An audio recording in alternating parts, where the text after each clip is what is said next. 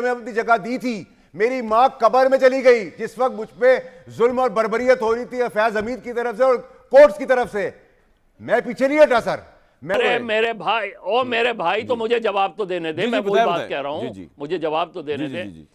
मैं यही आबिद शेर अली से कह रहा हूं कि ये जो बातें कर रहे हैं इसमें पूरे हिस्सेदार वो खुद भी हैं। बिल्कुल सही, उनकी जमात भी है। जो आप अगर ऐसा नहीं होता तो नवाज शरीफ को फैसल साहब, जब आप ये बात कह रहे हैं तो आप जिस वक्त की बात कर रहे हैं पनामा के बारे की, उस वक्त आपका एज ए पॉलिटिकल पर्सनैलिटी आपका क्या मौक़िफ़ था? उस वक्त क्यों नहीं था ये मौक़िफ़ जो मौक़िफ़ आप आज अपना रहे हैं?